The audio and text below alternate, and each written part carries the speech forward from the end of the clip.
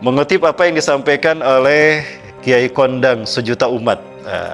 Kalau dikatakan Kiai Kondang sejuta umat, bayangan kita siapa? Kiai Jainuddin Amjad. Beliau menukilkan sebuah hadis, di mana hadis ini diriwayatkan oleh Syekh Al-Dhahabi, ditakhrij oleh salah satunya oleh Ibnu Hajar Al-Asqalani di dalam kitabnya Nasoihul Ibad, dari sahabat Anas bin Malik radhiyallahu an, Rasulullah bersabda, "Sayati ala ummati zamanun," akan datang kepada umatku satu zaman. Ya, sekali lagi, Rasulullah SAW menyampaikan, "Sayati ala ummati zamanun," akan datang pada umatku satu zaman. Umara'uhum kal usudi, pemimpin mereka, ya, umara'uhum, pemimpin-pemimpin mereka bagaikan singa. Ya. Ketika pemimpinnya singa, wa wuzara'uhum kal zdiab, para menterinya bagaikan serigala. Wa qudatuhum, dan para hakim mereka, para penegak hukum mereka bagaikan anjing, kal kilab. Wasairun nasi kal agnam, dan kebanyakan manusia, rakyatnya pada saat itu bagaikan domba. Fa kaifa ya'isul ghanam indal usudi wadhi'abi wal kilab, maka bagaimana mungkin domba bisa hidup di tengah-tengah singa, serigala, dan anjing? Bisa hidup tidak domba di tengah-tengah singa, serigala, anjing? Tidak. Kita bahas satu-satu. Nah, ini bukti nubuah beliau. Kenapa disebut nabi? Karena nabi pembawa berita, berita tentang apa yang akan terjadi di masa yang akan datang, nubuah. Salah satu pemberitaan beliau adalah tadi yang hadis kita baca. Jadi Rasulullah SAW menyebutkan, di umatku, kata Rasulullah, umat Islam ini akan mengalami satu zaman di mana satu pemimpin mereka bagaikan singa. Apa yang kita tahu dari singa? Apa? Ganas. Apalagi, Pak? Yang kita tahu, singa ini mendapatkan julukan raja hutan. Betul? Ada tidaknya pemilu di hutan, singa tetap rajanya, raja hutan. Betul? Pernah ada pemilu di hutan? Tidak, tapi tetap rajanya singa. Dan ketika singa jadi raja, apakah karena keadilannya? Apakah karena kebenarannya? Bukan. Singa jadi raja bukan karena keadilannya, bukan karena kebijaksanaannya, bukan karena kebenarannya. Tetapi singa menjadi raja karena kekuatan. Karena dia paling kuat, maka singa menjadi raja. Betul? Maka apa jadinya ketika singa menjadi raja hutan? Habis rakyatnya dimakanin sama singa. Betul? Betul tidak? Kerbau rakyat hutan bukan? Rakyat hutan. Kalau ketemu singa, kerbau dimakan tidak? Dimakan. Rusa rakyat singa, ketemu singa, dimakan tuh rusa. Nah, ini celakanya ketika singa menjadi raja, habis rakyat hutan dimakanin sama singa. Nah, ketika pemimpinnya bagaikan singa, kata Rasulullah, maka para menterinya bagaikan serigala. Yang namanya serigala itu licik. Dia nggak mau diam aja, dia pun sama pengen dapat daging kayak singa, betul? Maka dia jilat singa itu, menjilat ke atas, biar dapat daging. Ke bawah pun sama, dia pintar menipu orang yang di bawahnya supaya dapat daging. Ketika serigala berjalan, di depan ada gerombolan domba. Ini domba, dagingnya empuk-empuk, enak-enak. Wah, maka nyamar tuh serigala menjadi domba. Sehingga ada istilah serigala berbulu domba. Masuk dia ke tengah-tengah domba, dimakanin satu-satu. Ada rekawanan ayam. Ada ayam di depan ini, dagingnya empuk-empuk, enak-enak, pasti mantap, bikin kenyang perut. Maka dia nyamar jadi ayam. Itulah serigala. Ya, jadi kata Rasulullah, pemimpinnya. Ketika pemimpinnya singa, menterinya bagaikan serigala. Maka kata Rasulullah yang ketiga, wa qudatuhum kal kilab, dan para hakim-hakim mereka, penegak hukum mereka bagaikan anjing. Ya. Anjing umumnya suka daging tidak? Suka daging. Dan anjing biasanya dipakai sebagai penjaga rumah, betul Pak? Anjing itu suka menjadi penjaga rumah. Celaka anjing ketika jadi penjaga rumah. Kenapa? Karena anjing nggak bisa membedakan mana maling, mana tamu. Betul? Anjing itu nggak bisa membedakan mana tamu, mana maling. Walaupun yang datang tamu, tapi jika tamunya ini tidak bawa daging, ya digonggong sama anjing, betul? Apalagi tamunya baru datang dari Saudi Arabia, tidak bawa daging, digonggong tuh tamu. Betul? Terjadi tidak? Terjadi. Ya, walaupun orang terhormat, mulia dia, keturunan orang mulia, tapi karena tamu ini tidak bawa daging, digonggong tuh sama anjing. Sebaliknya, walaupun yang datang maling, tapi karena bawa daging, adem tuh anjing. Weh, aman, aman, silakan masuk. Habis tuh harta kekayaan tuan rumahnya, majikannya dimalingin, emasnya dipalingin, betul? Peraknya dimalingin, gas alamnya dimalingin, bahkan nikelnya juga dimalingin. Karena dikasih ada daging. Bahasa lainnya angpau. Salah ngomong saya, keceletot, maaf. Tolong di-delete. Nah, itu celakanya anjing. Nah, Rasulullah mengibaratkan akan datang pada satu zaman pada umatku, penegak hukum mereka bagaikan anjing.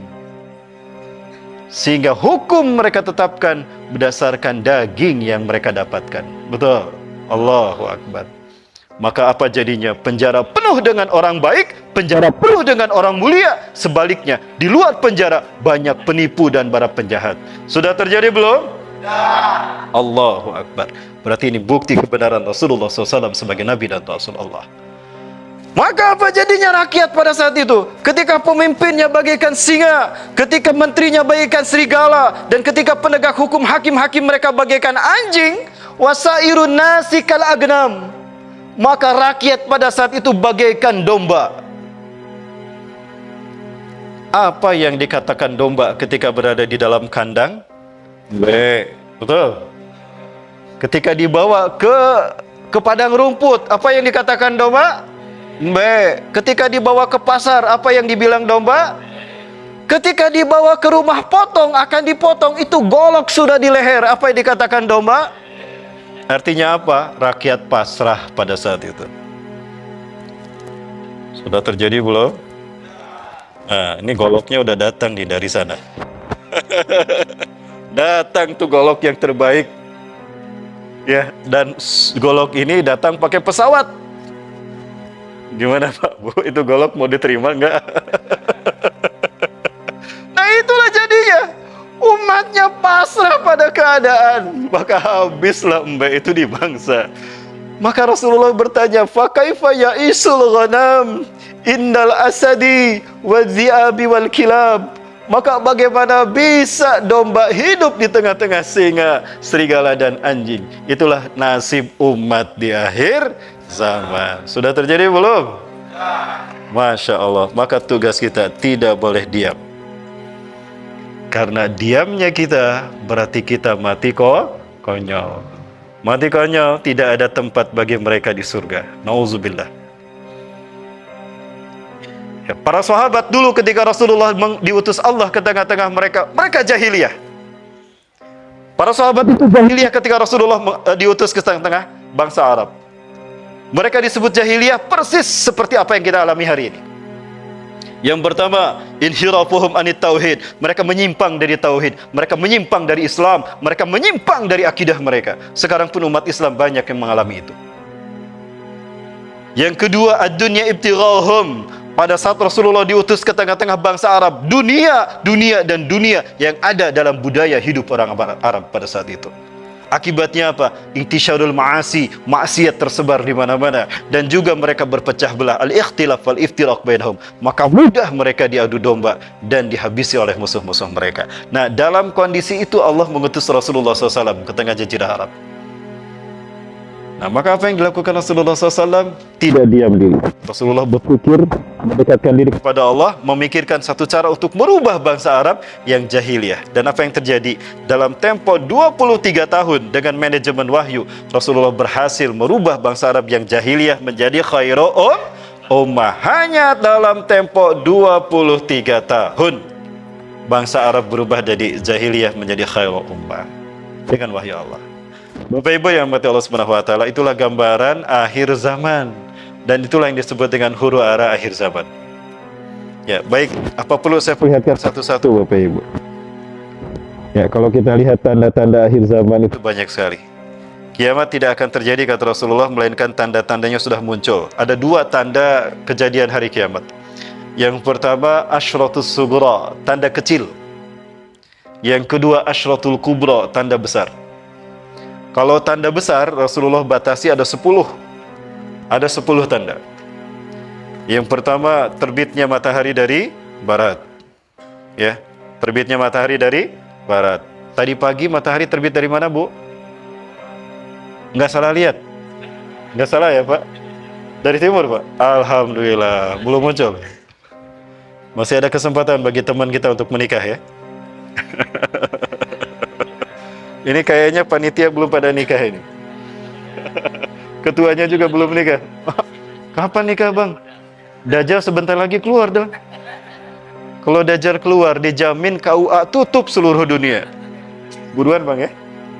Oh, siap, esok lusa bang. Yang pertama matahari terbit dari barat.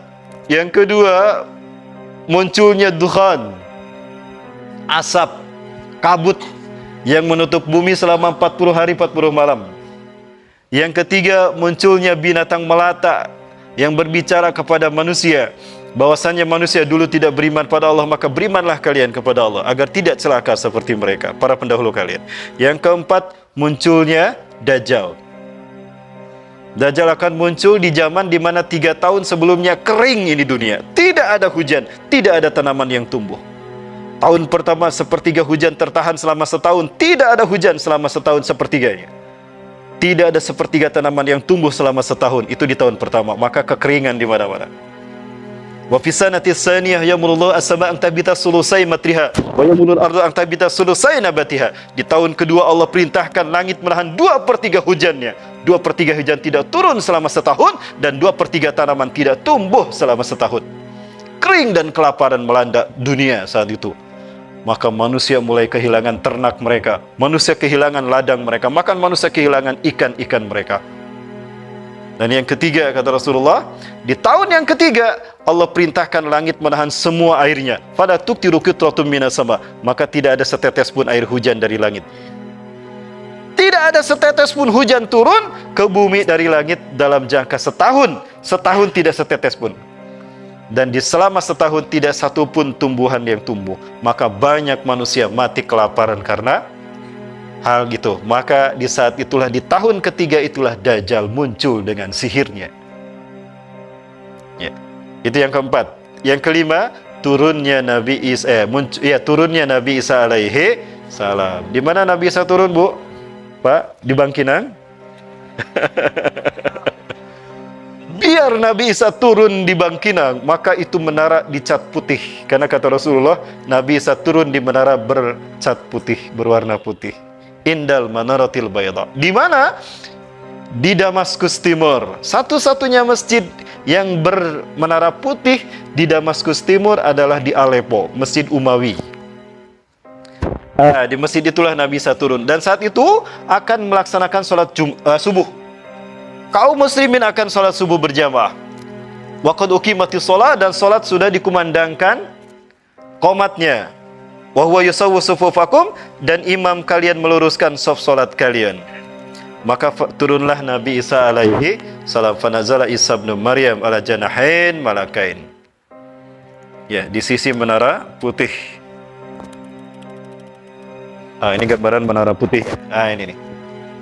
Nabi Isa nanti akan turun di sini. Ya, jadi ternyata bukan di Bangkinang, Pak ya. Akhi. Akhi Bapindur ya, akhi. Tidak ada cahayanya. Bang Randy, baterai nggak ada. Ya, Nabi Isa akan turun di menara putih. Itu menara putihnya, Bapak Ibu. Ada di tas satu lagi, Ustaz. Ya, menara putih tuh yang itu tuh. Nah, Nabi Isa turunnya di sini. Di sini nih. Di sini. Ini adalah di sini terdapatnya masjid bermenara putih. Nah, ini masjidnya dan ini menaranya. Nabi Isa akan turun di sini. Ketika itu kaum muslimin akan melaksanakan sholat subuh berjamaah dan imamnya meluruskan saf sholat kalian. Stawu sufufakum, luruskan, rapatkan sholat kalian, saf sholat kalian. Fanazal Isa bin Maryam indal manaratil bayda ala janahain malakain, memegang dua sayap malaikat, turun Nabi SAW. Maka ketika Nabi Isa turun, faqala imamukum, maka berkatalah imam kalian, ta'al ya Nabi Allah, salli lana, mari Nabi Allah, imami kami sholat, silakan Nabi Allah. Apakah Nabi Isa jadi imam sholat? Pada saat itu tidak, Nabi Isa menolak menjadi imam.